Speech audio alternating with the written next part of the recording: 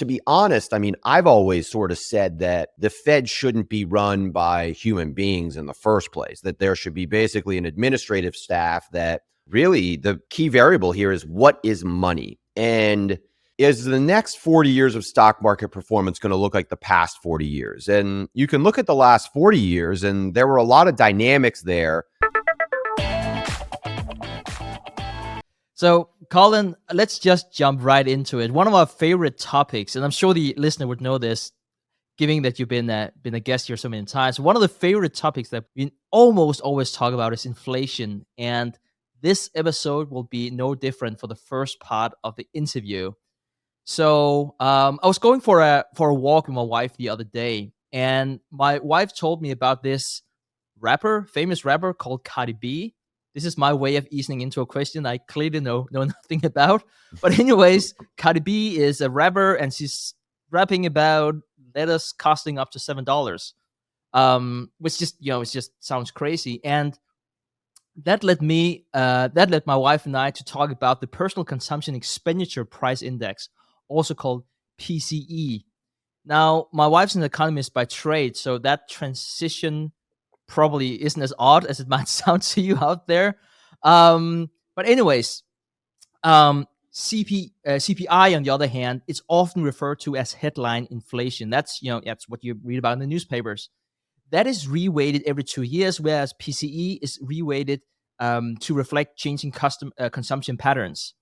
And you can argue that CPE is a more accurate snapshot on how people spend their money. And really, to expand on Cardi B's point here, you would say that CPI assumes that people continues to buy $7 lettuce, whereas PCE would then allow for people to substitute that with more reasonable priced veggies.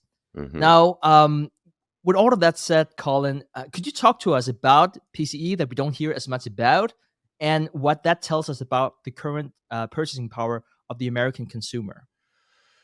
Yeah, this is a good topic to go over, because I think that a lot of people tend to discuss inflation and just the headline CPI and not really dig down into the guts of why there are all these different metrics and why we do things like strip out, for instance, food and energy to create what is called the core indices for a lot of these inflation measures. And I think the best way to look at this, and the reason why there are all these different indicators and some of them are stripped out of like more volatile instruments, is that I think economists, and especially the Federal Reserve, they're just trying to get a better gauge of what is going on with trend inflation. And so, having a lot of different indices, I think, provides a more useful data set to look at. It's not that, I don't like to think of one as necessarily being better than the other, or one being the true indicator versus one not being a true indicator. I like to think of them all as sort of being,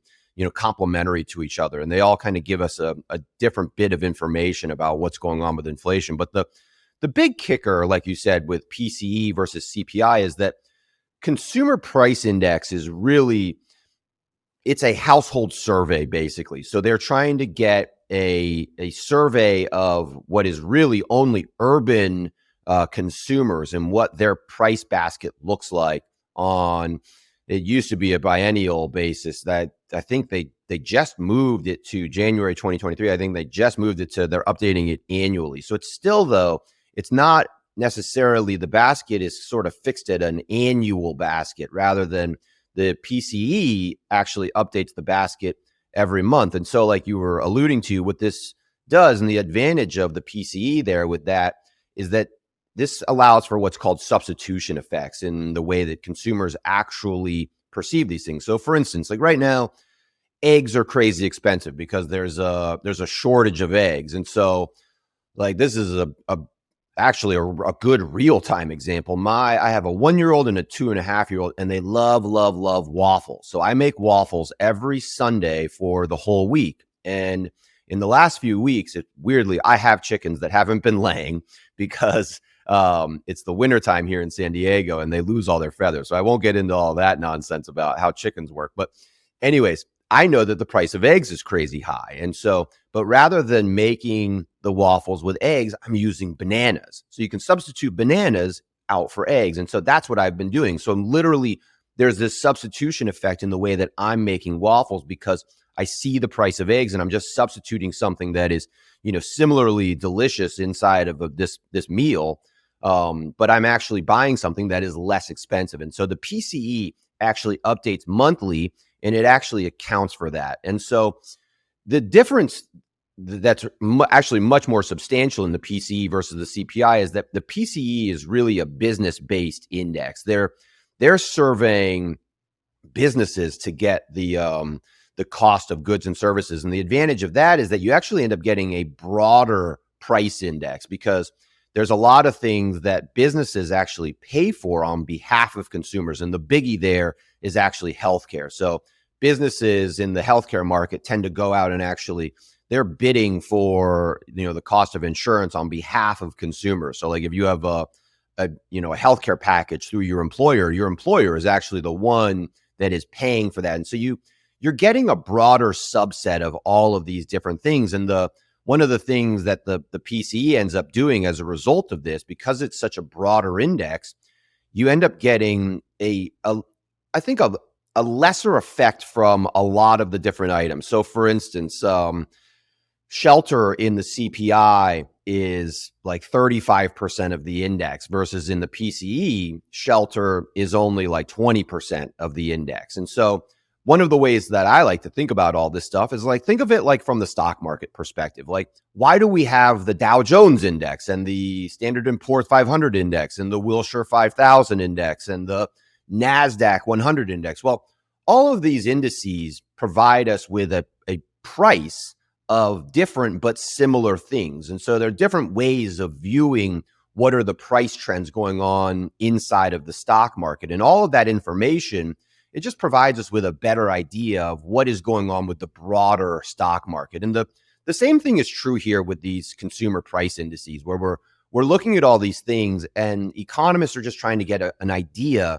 of what are all the different inflation trends that are going on with the underlying data. And so PCE is a nice complement to CPI, and economists will then, strip out food and energy from these two indices to get a better idea of, for instance, is oil providing an outsized impact on the overall index because of something silly like, the Saudi Arabians just decide to stop, pumping oil or whatever. And all of a sudden the price of oil goes up crazily and creates this huge outlier impact on the overall inflation rate that doesn't really reflect the underlying trends of consumers. And so all these things are kind of complements to each other. I wouldn't say one is necessarily better than the other, but they all kind of give us an idea of what are potential future inflation trends based on just looking at a lot of different types of indicators.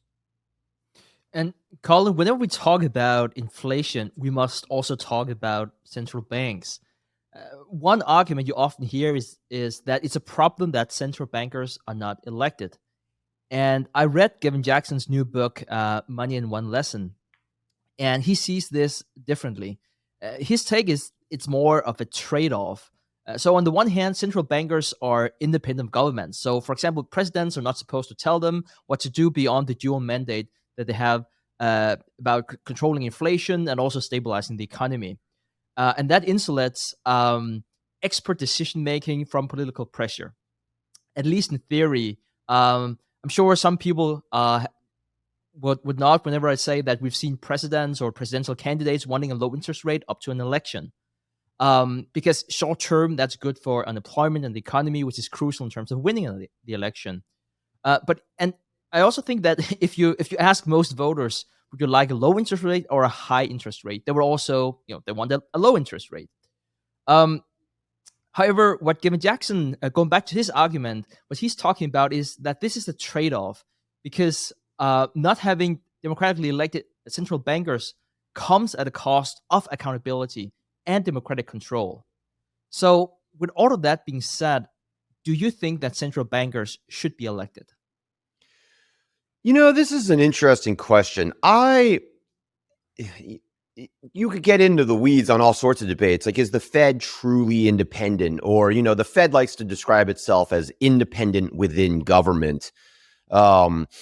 and obviously there's lots of, with the Fed being directly in government and being influenced by politicians, there would obviously be lots of conflicts of interest. Like Trump for years was arguing that Jerome Powell was, being too tight with monetary policy. And so, whereas the Fed is trying to look at things more objectively, more independently, and saying, like for instance, right now is a great example of an economy where the Fed is being very aggressive, really trying to cram down growth. They've literally said they're trying to increase the unemployment rate, which obviously no president wants to see that happen. But if the trade-off here is that you have to beat inflation by causing some unemployment, well, from the Fed's perspective, that's a battle they have to fight. And it's you kind of have to have some casualties along the way, is sort of the way that the Fed would view it, which might sound kind of crazy, but that's the trade-off there in the Fed's mind. And so, being independent, I mean, gosh, to be honest, I mean, I've always sort of said that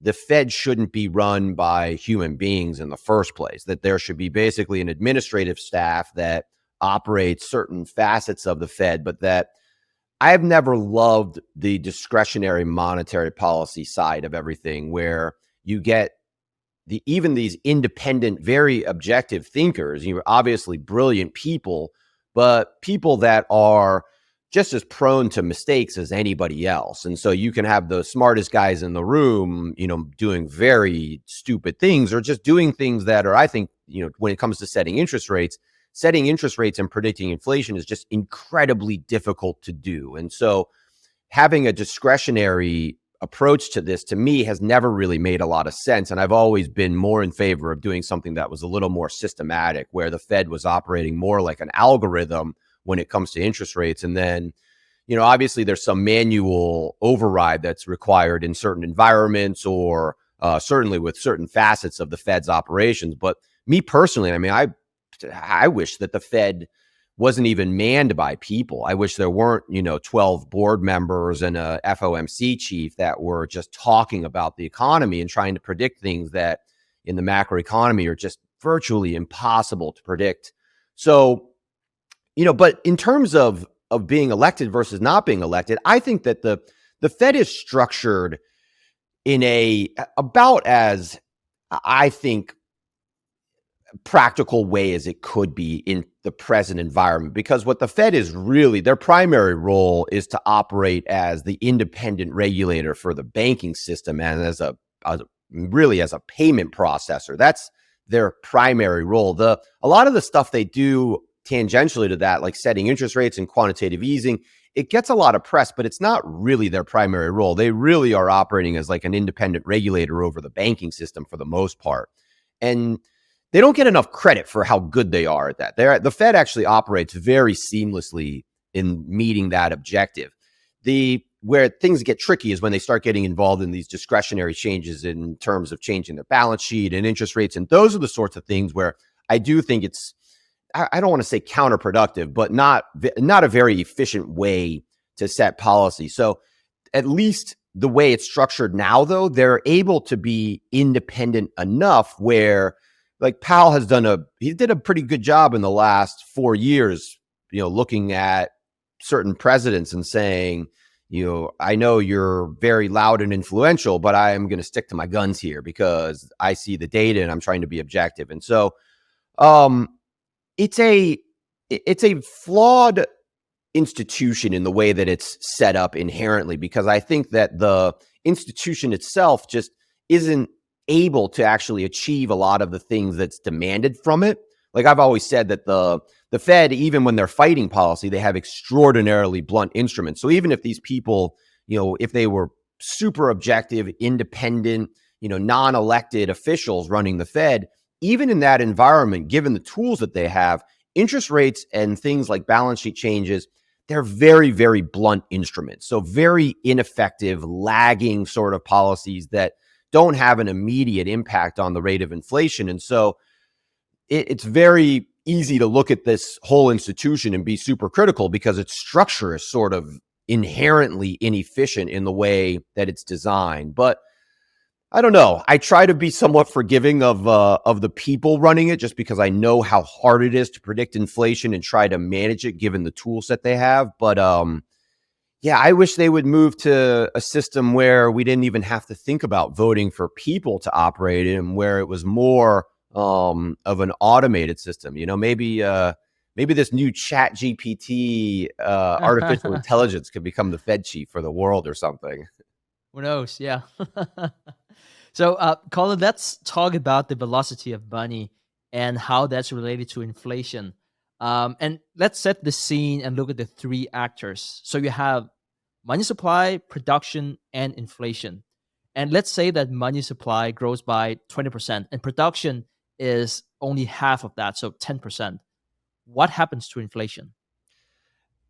I love this debate because you get into a really nuanced discussion about really the key variable here is what is money? And money in the modern economy is a really messy definition. So, in a standard sort of textbook traditional sense, we would say that things that are really super liquid inside the banking system are money, things like cash and coins and bank reserves and bank deposits, really. Those are the things that were sort of traditionally thought of as money. And, I've always talked about how certain financial assets have varying degrees of moneyness. And so even non-financial assets have a certain degree of moneyness, like gold. Gold is money, but gold's moneyness is lower than that of a deposit in a modern monetary system, in large part just because gold is obviously very hard to transport. You can't walk into Walmart and put a block of gold on the counter there and pay for anything. And so the moneyness of gold, even though it is absolutely a form of money, you could argue that the moneyness of gold is lower than that of a bank deposit. But in terms of this debate, you get into things like, are treasury bills money? Are treasury bonds money? I would argue, even stocks are money in a certain sense, in the sense that, a lot of people get paid in stock options, and, corporations use their stock as cash in transactions and things like that. So there's a moneyness factor, even in things like, traditional financial assets that we typically would never think of as money. But when you get into things like the equation of exchange and the velocity of money, you necessarily have to hammer down what is money. And so, for instance, in 2008, when the Fed expanded their balance sheet in a big way, you would argue that what the Fed was doing was they were taking treasury bonds out of the private sector and they were flooding the private sector with bank reserves and bank deposits. And so looking at the equation of exchange from that perspective, you would argue, well, this has got to cause inflation. But the problem is you instantly get into a debate about what is money there, because was the treasury bonds moneyness more similar to deposits than a lot of people assume? Like, I always like to describe quantitative easing as being a situation where the treasury bond is essentially a savings account. And what the Fed does is the Fed creates a checking account as a bank deposit, and they remove a savings account from the private sector. And so from that perspective, when you describe it that way, and you ask yourself, well, does the consumer there that sold the bond, do they have more money now or do they have less money? And you see, you get into this sort of semantic debate about moneyness and what is money. But the lesson coming out of the financial crisis for sure is that, adding more bank deposits, adding more reserves did not cause big inflation, because that would be the obvious impact that you would expect from this. But then you have certain economists that will just look at the equation of exchange and say, well, no, inflation stayed low and growth stayed low, which means that the velocity of money simply went down, because as a matter of simple arithmetic, that's the only way that the equation can balance out the way that it would. And whereas I would look at it and say, well, no, your definition of money never made any sense in the first place. And so even though you added what you're calling more money, well, you were really just exchanging two very similar instruments in terms of their moneyness. And so you could take this in a million different directions, but you get into this very interesting debate about what is money and moneyness and all these different things. And this is part of what makes the prediction of inflation so difficult, is that you get into a lot of the nuance. And when you get into the nuance of all this stuff, you start realizing, whoa, there's a lot more that goes into predicting inflation than something like just saying, hey, more money leads to chasing, fewer or the same amount of goods and services, which leads to inflation. It's so much more complex than that. So speaking of complexity, Colin, let me use that as a transition into my next question here. So central bankers' most effective tool to control inflation is to raise interest rates. But let's put a geopolitical filter over this. There is a feedback loop between globalization and interest rates. Could you please paint some color around that feedback loop and the implication of what we're seeing right now with the US, Europe, and China continuing to decouple?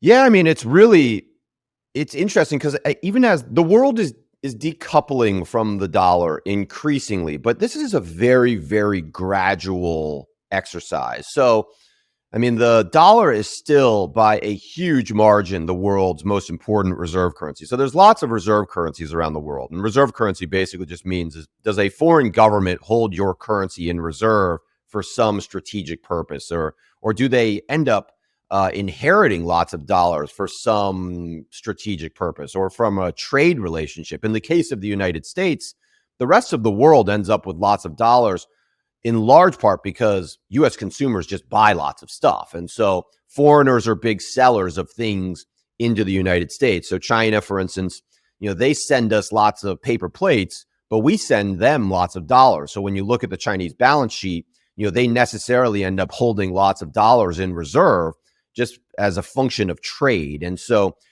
the interesting thing with what's going on with the current environment, especially, and dollars, is that foreign countries don't just inherit lots of dollars, they actually borrow lots of dollars, in large part because, the simplest example of something like this is that, let's say that a Saudi Arabian company wants to, let's say they've discovered some oil and they want to go in and drill this new oil. Well, in a lot of times what they'll do there is they might hire a group of drill rig operators from Texas because the Texans have the best oil rig technology, and they'll be flown in. They'll work as contractors for the Saudi Arabian government, let's say. And what'll happen a lot of the times is those contractors will say, "Pay me in dollars. I don't want to be paid in the riyal or whatever the local currency is. I want to be paid in my home currency." And in a lot of those cases, if the government or that entity doesn't have dollars on hand, they'll end up borrowing dollars. And this is a huge, huge market. The dollar borrowing market, what's commonly called the euro dollar market, is a huge, huge market. It's, there aren't exact figures on it, but it's in the tens of trillions of dollars. And so this is a huge foreign market. And euro dollars, for listeners, is just basically any dollar denominated bank deposit in a foreign country. So any country that has a banking system where they basically are able to produce dollars denominated outside of the United States. Not so dollars in bank accounts held outside of the United States at foreign banks. And so the euro dollar market, though, is hugely important, in large part because not only is it extremely large, but it requires the Federal Reserve and U.S. monetary policy to be accommodative to whatever is going on, not just in the domestic U.S. economy, but whatever is going on in the foreign markets. Because when the Federal Reserve starts making dollars harder to obtain through interest rate policy and relative currency exchange rates, well, what happens there is that this all filters into the foreign economy. So in an environment like today, where the Fed is increasing rates, they're not just making dollars harder to get for domestic residents, they're tightening global monetary policy because they're making it more expensive for foreigners to also get dollars. And so there's this weird sort of knock-on effect where when the Fed tightens the United States, because they're the dominant reserve currency issuer, they're actually tightening really the whole world. They're really putting the clamps on a lot of these foreign economies that rely on dollar funding markets. And so, what is the knock-on effect there? Well, the knock-on effect you would expect to be, lower growth eventually. And certainly, the potential for a sort of like a credit event in foreign markets, because as especially as these foreign economies rely on starting to roll over a lot of this dollar denominated debt, as the dollar becomes more expensive, it gets harder and harder to do that. And so there's a sort of unintended consequence of domestic interest rate policy because it has such a big impact, not just on the domestic dollar funding market, but on the global dollar funding market. So, Colin, having discussed the future, let's discuss the past and the present. After the housing bubble burst during the great financial crisis, consumers found themselves saddled with too much debt. And one could argue that the US economy was at the brink of a balance sheet recession. So perhaps our listeners haven't heard the expression before, balance sheet recession. Could you please talk a bit about what is that and why is it relevant for us to understand as consumers and also as investors? So balance sheet recession is a term coined by Richard Koo. And Koo's a macroeconomist who studied primarily the boom and bust that occurred in the Japanese economy during the big real estate and asset price boom in the late 90s and early 2000s. And a balance sheet recession is when there's really a disequilibrium, not just in asset prices, but in debt markets, where primarily consumers or businesses, or maybe both, have leveraged them up substantially, and they become so over levered relative to where asset prices are that when asset prices come down, they necessarily end up with basically upside down balance sheets. So they don't have the equity, for instance, to support the amount of debt that they've incurred. And so what happens in that environment is that you get a forced deleveraging, and that forced deleveraging forces balance sheets to contract. And so that's why Koo calls it a balance sheet recession, is that you get this sort of inherent or natural process of balance sheet decline or shrinkage, because consumers and households end up having to repay a lot of their debt as a function of just being over levered in the past. And so this typically coincides with big asset price booms. And it's always interesting to understand. I mean, I think it's super interesting in the context of today's environment, because you've had this sort of extraordinary boom in real estate around the world again. And, and you could argue that it's not as levered as it was, for instance, during the financial crisis, but it's still a really interesting and timely topic to look at, in large part because the real estate market, especially, the thing that I think that is sort of interesting and a corollary to Japan in a lot of ways, is that consumers have started using real estate more and more as a speculative instrument. And so the stock market has traditionally been the instrument that people would have, say, used some leverage on to get exposure to, a certain price trend. And then, as things typically get out of control, consumers oftentimes borrow more, or households borrow more, corporations borrow more. And there's sort of this, debt effect in the stock market and the corporate markets, obviously, where when you get a disequilibrium in prices and that the air comes out of that, you get a lot of volatility. Real estate has traditionally been much more stable, in large part because people haven't treated that asset class as this sort of speculative instrument where they borrow against it just to try to actually earn a return on investment necessarily.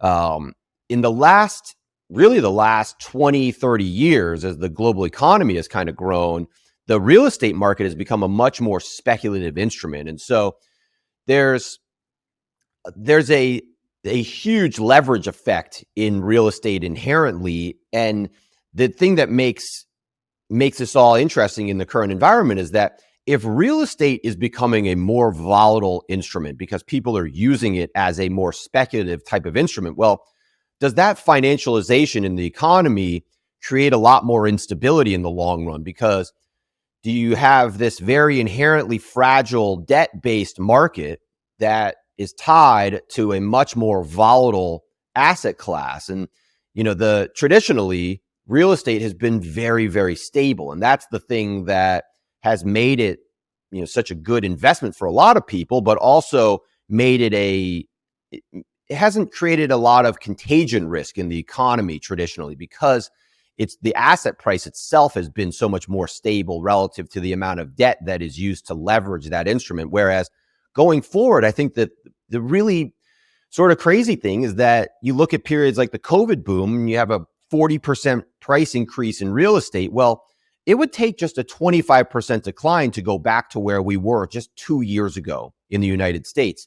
That's a huge move in the short term that in the long run does not look like a very big move. But what does that sort of volatility do to the underlying leverage effects and the knock-on effects that real estate could potentially have? And so, yeah, as this instrument becomes more volatile, does the discussion around balance sheet recessions and the potential for sort of more of a forced deleveraging in certain environments, does that become a more pertinent, more a more common outcome as we kind of move forward? And my guess is yes, that I've kind of been of the view for a long time that, well, Japan is very unique demographically and economically.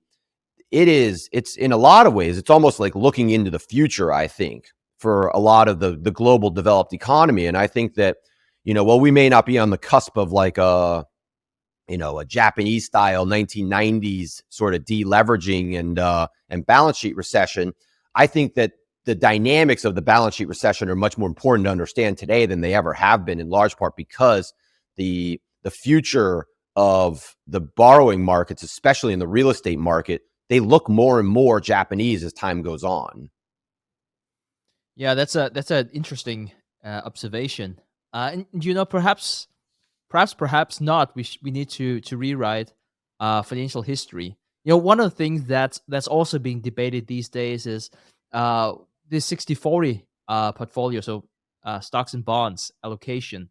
And now that we're recording here at the very end of January, and a lot of economists are looking back at what happened in 2022. And if you go to business school, you're taught that stocks and bonds are inversely correlated, which is why you need to have both in your portfolio. And so, for example, in a recession, whenever stocks dive, the Fed will lower the interest rate, thereby increasing the value of your bonds. And if we look at last year in 2022, the 60-40 portfolio lost 16%. And just for this calculation, I used the S&P 500 and Bloomberg's U.S. Aggregate Bond Index. You can choose your own metrics, but it would more or less give you the same thing. Now, why did it happen? And should we rewrite or should we write off the 60-40 portfolio as no longer working? I think that well, first of all, why did this happen last year? It happened in large part because of what the Fed did. I mean, the Fed's very fast-acting move in interest rate policy resulted in, when interest rates go up, bond prices go down in the short term, and this also caused a lot of consternation for the stock market, because people were worried increasingly that the Fed was going to move so aggressively that this would put a lot of pressure on the economy, and ultimately that would feed back to corporate America and lower valuations. And so you had this sort of double whammy inside of a very short time horizon where over the course of an 18-month period, as the Fed moved very quickly, this had a huge outsized impact on both asset classes. But I don't know, we talked about this a little bit in the last time we talked. I increasingly love to think of asset classes as being instruments that exist across very specific time horizons. So, for instance, if you were buying treasury bills last year, you really didn't care what the Fed was doing. I mean, you were losing money in real terms, but you were just clipping a coupon that was based on let's say, a 1-year instrument. You weren't losing any principal over that 1-year time horizon. Whereas the aggregate bond market, something like AGG that you referenced, that thing is closer to like a 6-year instrument when you actually look at the underlying, especially the duration, the interest rate sensitivity of the instrument. And so, yeah, is that thing sensitive to price changes inside of a 1-year period? Sure, it is. But in the 6 to 7, 8-year time horizon, the likelihood of that instrument losing money is very, very low, because the underlying will have all rolled over in that time horizon. So the stock market is an even longer duration instrument. I like to think of the stock market as being basically like an 18-year or multi-decade type of instrument. And so, what is going to happen to that instrument inside of an 18-minute or 18-month time horizon? Boy, I mean, who knows? But over the course of an 18-year time horizon, the odds of you losing money on that instrument are very, very low, because it's, the way that the underlying firms accrue their profits over that time horizon is very, very stable, actually, when you look at it on a rolling sort of 18-year time horizon. So in the scope of 60/40, if you're looking for more short-term stability, then yes, the 60/40 is absolutely inappropriate for you, because the stock market is, I mean, there's a lot of different things going on in 60/40 that people don't talk about. So for instance, in a 60/40, 85% of the volatility comes from the 60% slice. And so right off the bat, you're buying something that isn't, Vanguard calls their 60/40 a balanced index. It's not really when you look at it from in terms of where the risk is coming from, 60/40 is not really that balanced. It's really way overbalanced to the stock market. And so if you need something that is going to dampen the volatility or reduce really the risk inside of that portfolio, you need something other than the 60 or the 40. You need instruments to complement it, whether that is treasury bills or something that is, uncorrelated, like, commodities or gold or whatever it might be. You need a complement to that to dampen the volatility. So, it totally depends in the long run. If you've got time horizon, that is, I mean, when you look at a 60/40, if you blend the durations of all those instruments, you end up at something about 12 years. So when you buy a 60/40, I always tell people you have to think of even that thing as though it's at least a decade-long type of instrument. And so looking at that thing and judging it based on 1 year performance, to me, it's the equivalent of like buying a CD that pays you a one-time coupon at a 12-month, period, and complaining about how the price doesn't change inside of a 1 month period. It doesn't make any sense, because the instrument is literally not designed to do that. And a 60/40 is designed functionally as a multi-decade instrument, because its underlying instruments are multi-decade instruments. So it depends. It depends totally on the investor. When people say 60/40 is dead, that to me is overreach, because what they're really saying is that the stock and bond markets are dead in the long run. And that, to me, just mathematically, I mean, the bond market, for instance, unless you think every single instrument inside of a bond aggregate is going to default, well, it's just sort of silly to say that the bond market is dead, because the bond market over the course of the next 5 or 6 years actually pays a very predictable coupon. The treasury bill market inside of, something like that pays a very predictable coupon over certain very specific periods. And so none of this stuff is dead, but it does expose us to certain risks in the short term that people need to account for. In the bond market, even though it is a much lower risk instrument than the stock market, it's not a zero risk instrument. So to me, we talk a lot about asset price movements over certain periods. We don't talk about time horizons enough. And to me, especially as I find myself getting older and whatnot, time is really, it's the essential ingredient in all of this stuff that we discuss. And we like to try to make the stock market operate as a short-term instrument. But the reality is that the stock market isn't a short-term instrument, and there's nothing you can do that will change that underlying operational fact. So to me, it's all about time horizons. 60/40 is good for a longer time horizon. If you need more stability, it probably is dead for you. Very interesting, Colin. So I want to talk to you about the human mind and the biases that we have. And we have this bias to extrapolate trends in financial markets. So if it's going up, it will always go up. If it goes down, it will always go down. And I remember how sound investing was equated to real estate before the great financial crisis. I don't know if I was just like in the echo chamber at the time, but it seems like no one saw a problem about just putting your money into real estate. And then after the great financial crisis, we slowly started to forget that real estate wasn't always a great investment. And then we sort of like went back to the old narrative again up to the recent crash. Billionaire Ray Dalio argues that we have a problem separating the business cycle, which might be, I don't know, 5, 8 years, depending on how you want to define it. We have a problem separating that from the longer cycles, because we experience those long cycles too rarely. And I would say, to my point before, even with the shorter cycles, we also tend to forget what happened perhaps 10, 12 years ago. And most people just don't study financial history. Now, with all of that being said, which longer cycles should we pay attention to as investors going into 2023?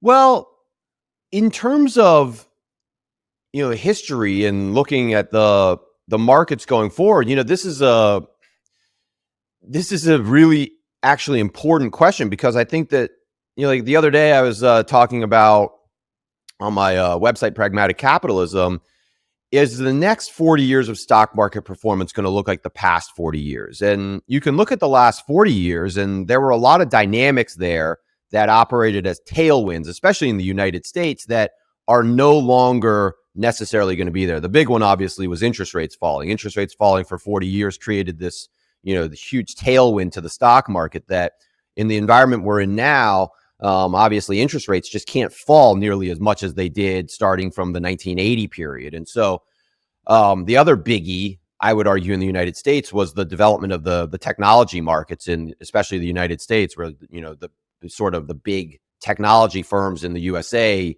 seemingly dominated a lot of the tech development. And I think that that's gonna mitigate, or at least converge with, a lot of especially foreign technology companies as time goes on. And so these two tailwinds are increasingly becoming sort of headwinds as we move through the next 40 years. But the other biggie, I was kind of alluding to this earlier, is that the debt markets have completely changed. And so Dalio would argue there's a long-term debt cycle and a short-term debt cycle. And, it's sort of weird to think of the economy in terms of cycles, because in the long run, I think it's easy to look at things like the market is sort of like a sine wave, and the market doesn't move exactly like a sine wave. The market really, in the long run, if you look at things like even GDP growth, well, you won't find a lot of variance in long-term GDP growth. It actually just kind of looks like a steady line from bottom left to top right. But in the short term, you have much clearer cyclicality, especially in the short term. And the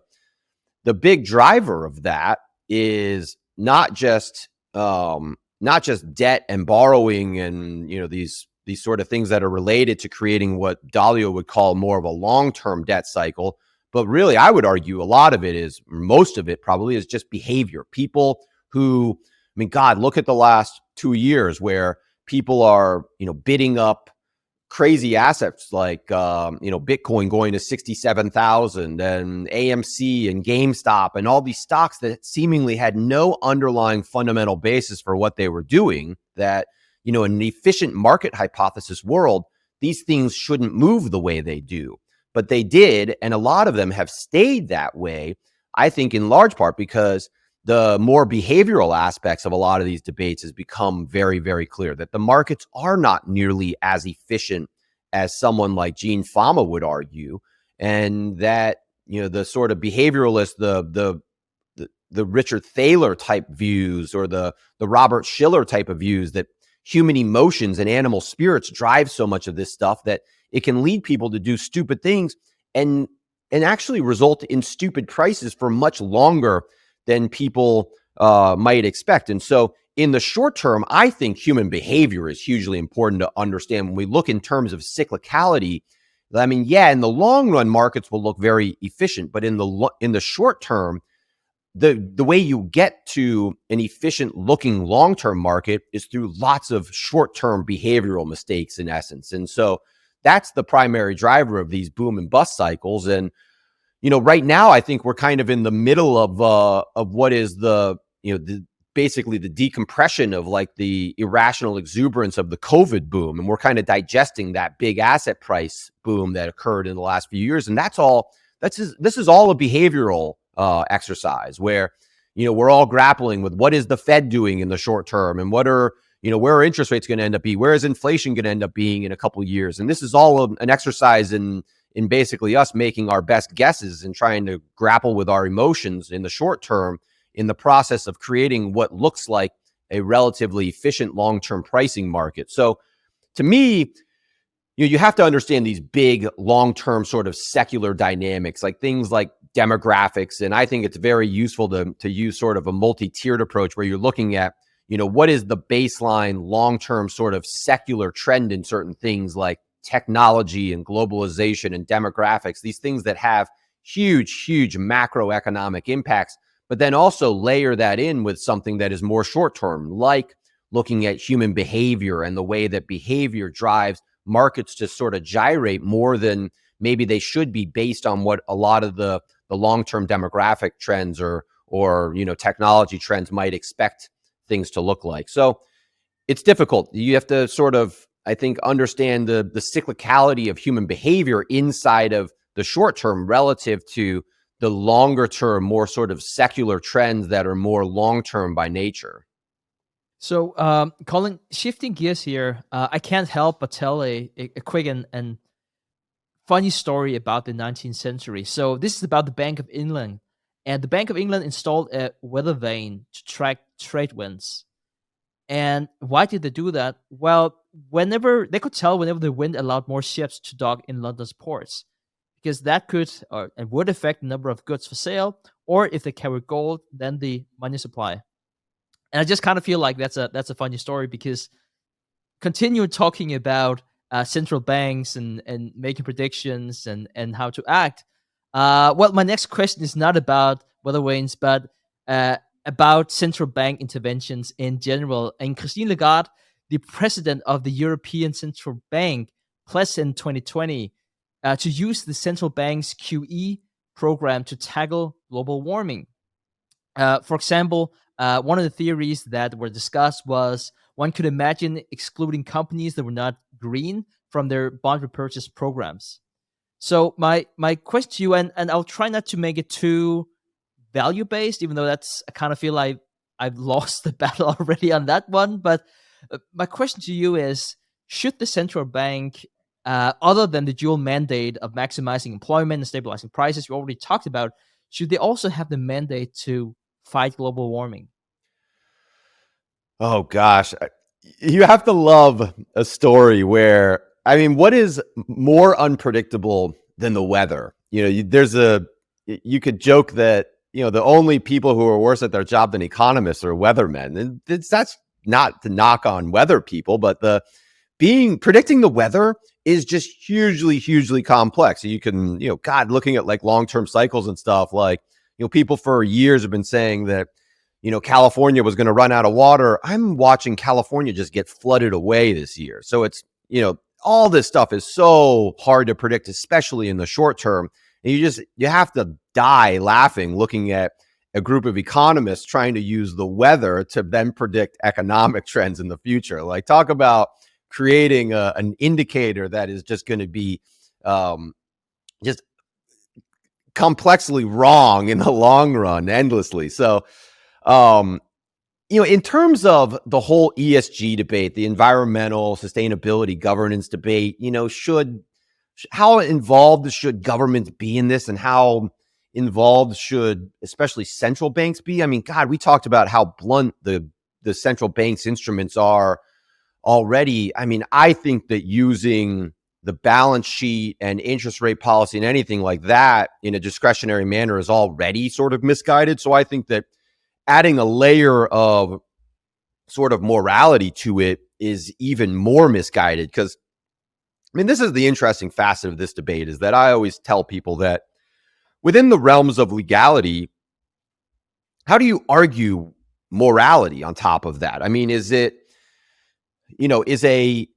company like ExxonMobil immoral? Well, think of it from ExxonMobil's perspective. Well, ExxonMobil runs obviously big oil rigs that, do damage to the climate or whatever. But Exxon also is becoming one of the greenest companies in the world. They're one of the biggest investors in green energies in the entire world. And so the natural transition for ExxonMobil, if you're thinking strategically over the course of the next 20 years, is I'm sure Exxon wants to be a 100% green company. If that's where the world is going, if that's where technology trends are taking them, well, then Exxon is, they're run by even remotely competent people, that's obviously where they're trying to take this whole business. But at the same time, the world doesn't move that fast. You can't just transition completely off of carbon and petroleum-based products and jump into, wind and solar automatically, because the technology just isn't there yet. We don't have everything in place to actually meet the demands of the world running solely based on these environmentally friendly technologies at this point. And so Exxon is necessarily making sort of a slow transition, but they are making a transition. But if you looked at that company from an ESG perspective, well, it's very weird, because if you're building an ESG index, you might say, oh, well, Exxon doesn't qualify because they do too much carbon. But from my perspective, it's actually the opposite. It's no, you actually should want to own ExxonMobil in an ESG portfolio, because Exxon is one of the biggest investors in the whole environmentally friendly and climate change perspective, because they're the ones that are pouring tons of their cash coming in from the carbon business back into green energy based businesses, trying to be proactive. They want to survive, obviously. They know that oil is probably the thing of the past. And so they're trying to be proactive with this. And so to me, having the central bank use very blunt instruments to try to predict, the future trend of whether Exxon is going to be an ESG friendly company, to me is just, I don't know, seems like a recipe for disaster. It seems very misguided, in large part because you get into this very subjective debate about morality that doesn't really make a lot of sense when you think about it. I mean, ExxonMobil, I don't think can be objectively called an immoral company just because they operate a business that is, even though it's still very carbon based, they're investing so much money into the climate change, process going forward, that I think you have to argue that they're also somewhat ESG friendly. So where do you come down on this debate? I mean, it just gets very subjective and messy. And I don't think that there's a real clean way to actually decipher whether a company is ESG friendly or not. I mean, with the exception of obviously some probably very sort of, ugly companies that do exist. But on the whole, I think in the realm of legality, it's very hard to start getting into a morality debate. And so, my bottom line is that I don't mind governments nudging corporations in the right direction and, creating, say, laws that incentivize long-term changes in the way that we think about things, so that we don't just, pollute the world in a sort of nonsensical way. But at the same time, I really don't like the whole ESG debate, in large part because I just think it comes down to so many subjective narratives and values that I think when you think of things in the aggregate macroeconomic sense, your vice is my value and vice versa. And you can't just say that, just because, one person's vice is this thing, that makes it immoral. Well, is it legal? Yes, it's legal. So therefore, how can you just subjectively argue that, it's immoral based on how you feel about the thing? I don't know. I've never really understood the premise of ESG investing, to be honest. I've always sort of thought that it was more of a subjective morality play than anything else. It's a really nice sounding narrative that I don't think actually translates into necessarily positive change. And you see this actually in a lot of Europe. A lot of the energy policies have kind of come back to backfire in the last few years, with the way that, Russia now kind of has dominance over the energy markets, in large part because the Europeans failed to actually diversify across the existing subset of technologies that make a lot of sense, and transition more slowly into more of these green friendly sorts of technologies. So the world moves at a slower pace than people think, and thinking in things in terms of this sort of cycles again. We want the world to transition very quickly, and the reality is that the world just doesn't operate that way. And so we can kind of nudge things in a certain direction, but I don't think you can force it overnight. Well, Colin, thank you for your thoughts on that. And I wanted to transition into your recent blog post where you quote Morgan Housel, and his quote on "risk is what you don't see." And I found that quote profound. But it also makes me think of the former Secretary of Defense, Donald Rumsfeld. He has this wonderful and insightful quote about known unknowns and unknown unknowns. And in Morgan Housel's book, The Psychology of Money, Morgan talks about how he invests, including that he has no debt in his house. And he talks about how he acknowledges that it's a terrible financial decision if you have the perspective of optimizing for investment returns. Like that's absolutely terrible not to have a mortgage. But he claims that he basically has two objectives. The first one is independence, and the second is sleeping well at night. And I love that. I love the approach that he has. Even though I should say for the record, I definitely have a mortgage in my home, but I love it because as I get older and have a bit more money, I also value my time differently, and I just find those two things, independence and sleeping at night, increasingly important.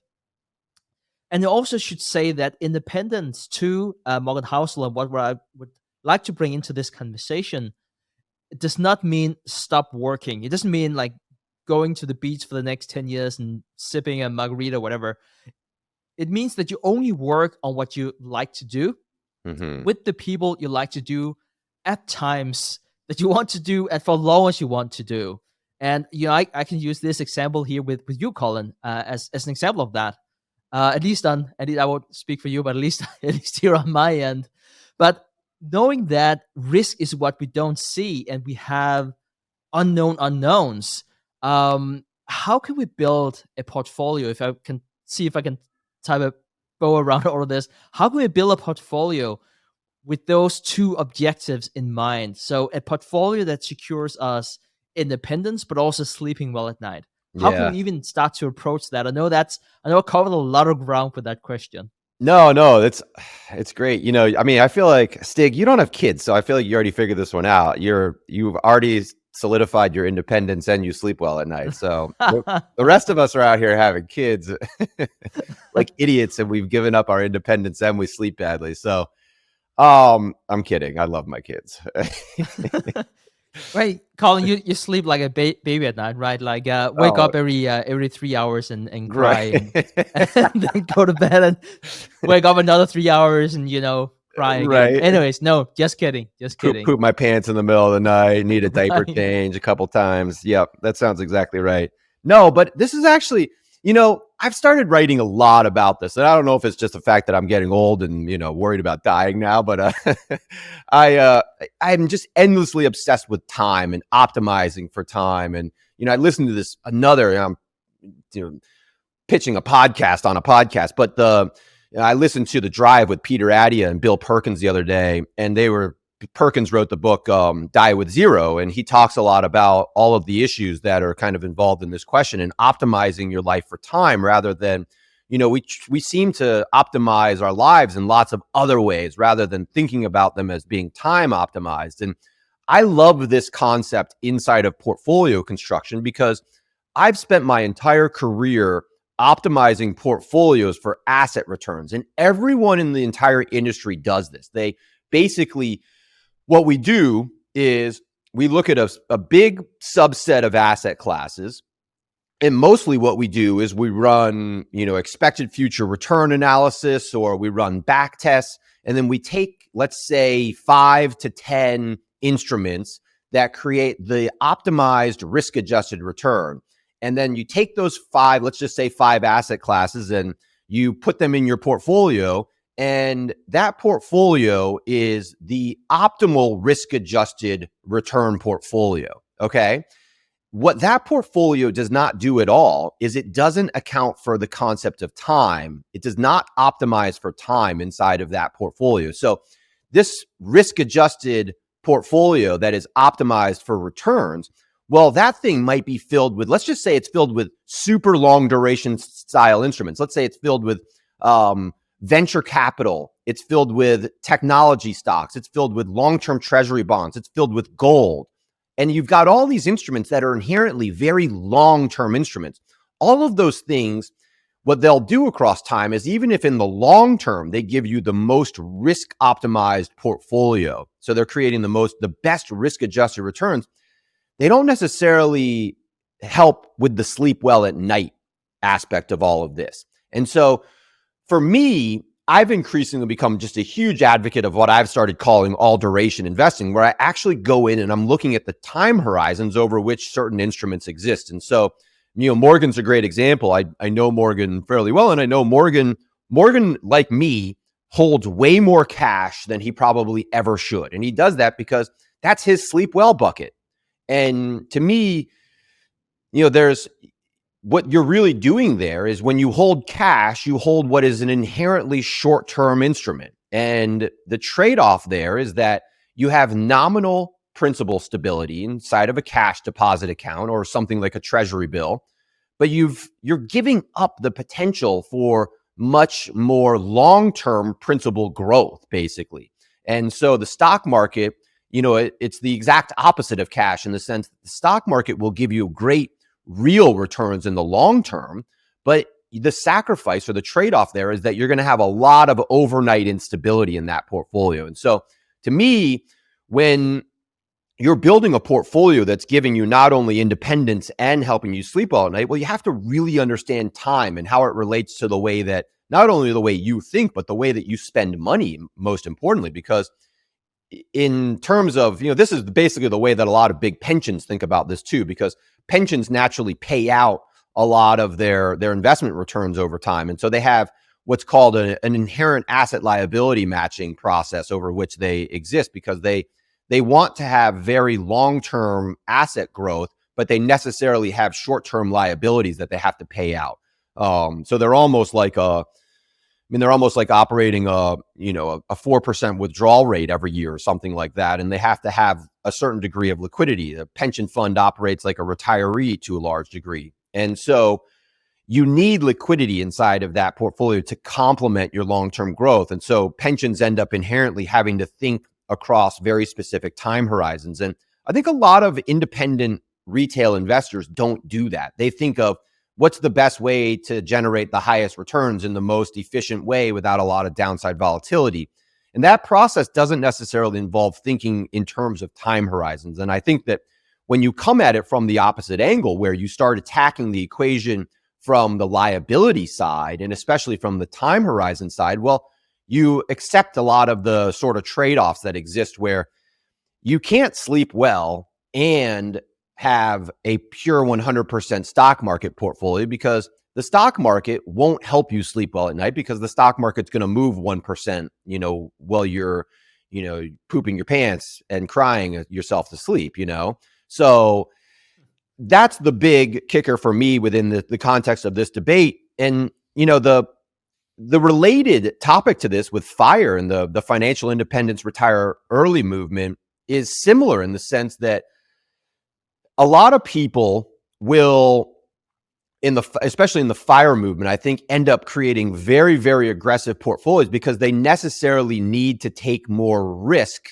in the long term because they're going to necessarily lose their source of primary income because the whole goal is to retire early, of course. And so they almost end up necessarily having to take more risk in the long run than they might otherwise because the real fixed income asset that they own, their job, is going to go away sooner than it will for the average person, which in a weird way, it actually creates a lot more potential financial instability because especially as you retire, you typically end up needing a portfolio that is actually lower risk because you start having to meet these withdrawals. And so you create your own sort of asset liability mismatch inside of that perspective that I think creates a lot of risk. It's one of the reasons why I'm not a huge fan of, I love all the principles of the FIRE movement, the idea of creating financial independence and saving a lot of your income, trying to optimize your income to generate a high income, and then basically just plowing the money into low cost index funds. I think all of that is brilliant.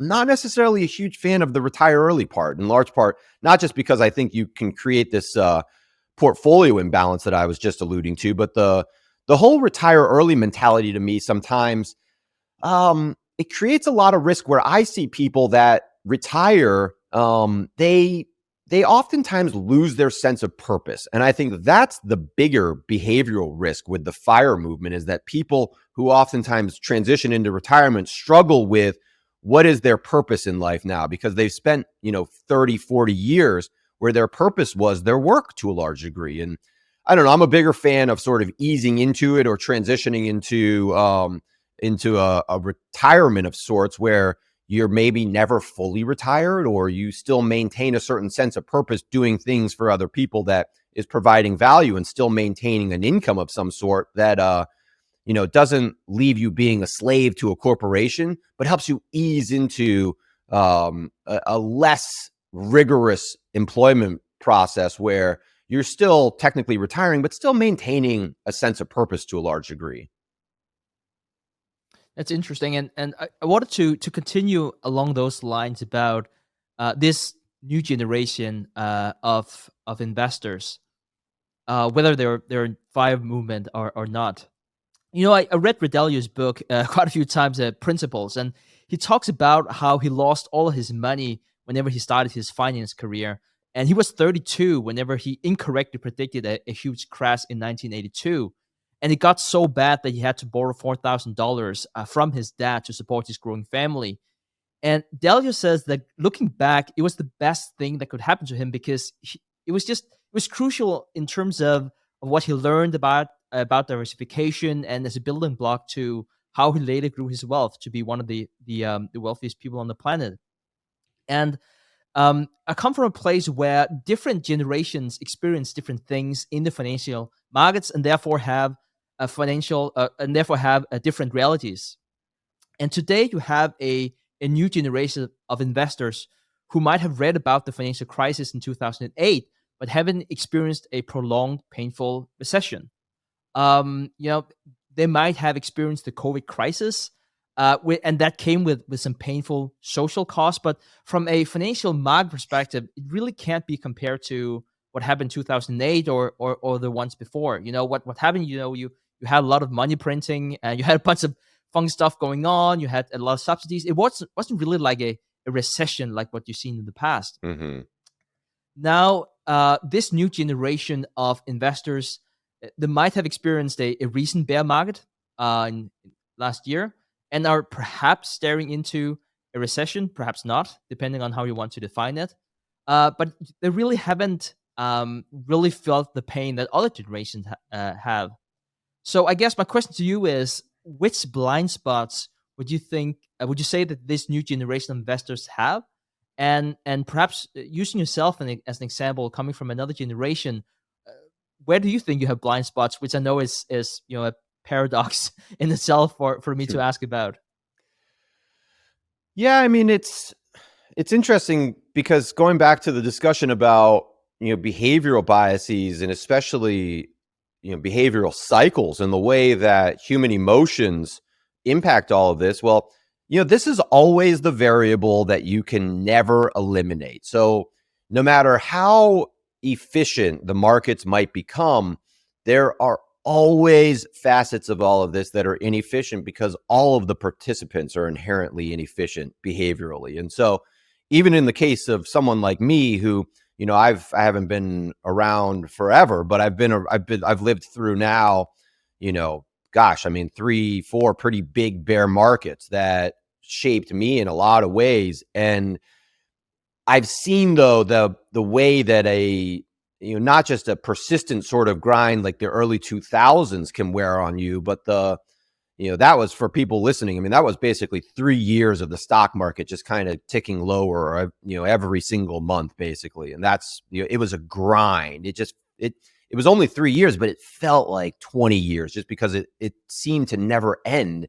And so that was very different, though, from the financial crisis, where the financial crisis was really, I mean, it was half as long, but it was twice as painful, in large part because, I mean, God, in February, March of 2009, it really felt like the wheels were coming off of the financial system. And it was a really frightening environment in a way that was very, very different from the more drawn out, prolonged sort of 2002 environment. But then again, looking through history, like I never lived through the 1970s. The 70s were a totally different type of grind, where I've read a lot of the economic history of that. Going back even further, looking at like the post-war period there, the big booms and busts that occurred in the, across the war period. God, if you lived in Europe, it was in certain economies got totally decimated. Go back and look at a picture of the German stock market back in the 40s. It's unbelievable to see the way that it sort of boomed when it looked like they were winning the war, and then everything just, the rug got pulled out of them as soon as they started to lose the war.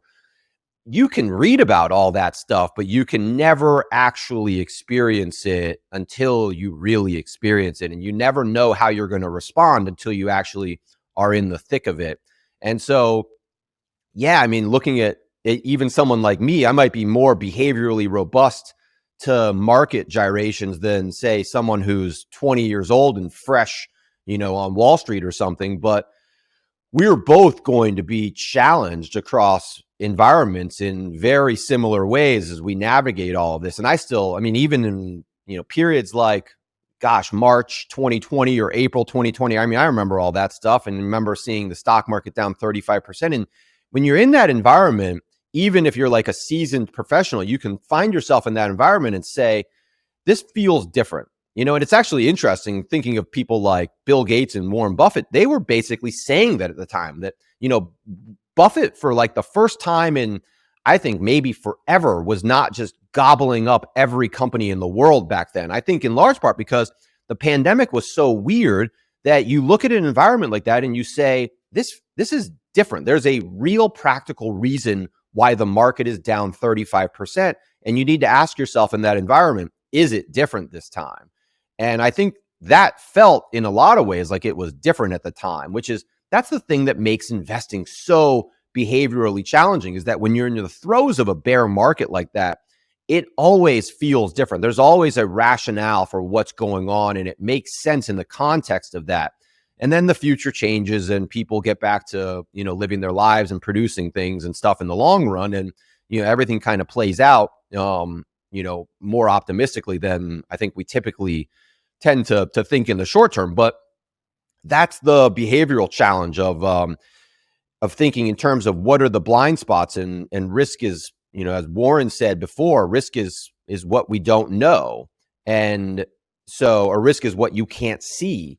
And there are always going to be things in the future that we can't see or haven't seen. And so behaviorally, even being someone of a newer generation, I think you have to live through these things to sort of become, I guess, Nassim Taleb would say, it's becoming anti-fragile to this sort of stuff, that you have to sort of live through the tough periods to, become tougher, I guess it is. And that's the only way to do that, is to actually experience it and find out, how are you going to actually experience it? One of the great things about being young and not having a lot of money is that, I lost percentage-wise, I lost huge amounts of money in the 2000 downturn. I had no idea what I was doing, and I was learning a lot about myself behaviorally and what that, the way that I would actually experience all of that and the way that I would actually navigate it. And now I'm in a position where I'm much better off financially. And, interestingly, I don't have the time, though, to worry about all of this stuff in the same way that I did back then, where I could lose a lot of money back then, percentage-wise, and it didn't matter because I had time on my side. Whereas now it's kind of the opposite. Now I've got the money, but now I don't have the time. And so it's a very different equation where I'm naturally taking less risk, even than I probably should be, because in large part because the future is so uncertain for me. And so I have more information, but because my time horizon is compressed, it's a whole different risk dynamic. So, but yeah, for young people, I don't know, a lot of them, they might have tougher skin than we do because they lived through, they're so involved in the crypto stuff that, they've lived through all the gyrations of that in a way that a lot of the old sort of traditional finance people shunned it off and, didn't experience that in the same way. So I don't know. I think the younger generations are going to be more resilient than maybe we think. And, they'll evolve the same way that we all will through financial markets, ups and downs and booms and busts. But in the long run, that's the equation that, or the variable in the equation that you can never remove, is that humans are irrational and inefficient. And this cycle always continues in large part because you always have fresh entrants into this dynamic system that necessarily results in people behaving badly at times. It's interesting that you said about the young generation and how they might be more resilient because a lot of them invested in crypto, and you've seen the swings in crypto and you compare them to the stock market. I was still in school whenever we had the great financial crisis, and I didn't really experience it on like I saw the news and all. But it's very different whenever you have skin in the game and whenever you don't. You have all these play money portfolios like, oh, build this, and like, sure, I encourage people to do it if they want to, but they should just know that if you lose $100,000 or 10,000 or whatever a number it is, it's just very different if it's play money or your own money, especially as you get older and might get more responsibilities. But I remember whenever I was a student playing poker, and in that game, if you play no limit hold'em, like you're losing your shirt if you don't know what you're doing. So coming into the stock market after upon graduation, starting to make a bit of money and put it into the stock market, like whenever CNBC was talking about -3%, whatever, and it was crazy. It's like, yeah, but playing poker is like you lose all your money or you're up like 300% or whatnot. And so I just wanted to paint some color around that. I didn't think about it like that. I more thought about it as the young generation have mainly seen things go up, and they might be in for a shock because that's just not the way it is in the stock market. I haven't considered the whole crypto piece of it, and who knows whether it's good or bad that they might be more resilient and are used to see things drop by, I don't know, 50% or whatnot. Yeah, they'll go through the same ups and downs and learning process that we all do and are all still kind of going through as the markets change. And the crazy thing about all this is that what are the markets going to actually look like in the next 40 years? Nobody knows. I mean, I would have, like, the crazy thing about COVID is that, I mean, I spend so much of my time thinking about what are the outlier risks that are going to hurt portfolios and cause people to potentially overreact to certain things. And I mean, pandemic was not on my bingo card for my life. So, you never know. I think that's one of the big lessons about the pandemic, is that you really don't know what's coming down the pike here. And so you have to build a portfolio that is resilient to all of these potential outcomes. It's why, I've become such a big advocate of all weather investing and what I call all duration investing, because when you build these portfolios that account for all these different time horizons and all these different potential weather impacts, you don't really need to try to do, what the Bank of England was doing with the weather vane. You just sort of accept that the weather vane is going to fail you at times. And that is part of good investing, is that your portfolio should always have components of it that are potentially failing at times. Like Brian Portnoy is famous for saying that diversification is learning to hate part of your portfolio. And that's the essence of it, is that a good portfolio that is properly diversified, it should never move all in the same direction, especially in the short term. It should have all these components that are moving in different directions. And that's part of what makes investing really hard, is that you look at things that are going down in value when lots of other things are doing well, and you say, this part of my portfolio is driving me crazy. I don't know why I own this thing. And you sell that and you buy. It's very easy for people to say, oh, let your winners run and sell your losers. And that's, the reality is that good diversification involves owning all of that. It's part of why, index funds are beautiful in large part because that's what they do. A really diversified index fund like the S&P 500 works great because it's a systematic process by which the underlying index basically, it gets rid of its losers, but it owns losers for very, very long periods. But the kicker is that it doesn't ride its losers to zero.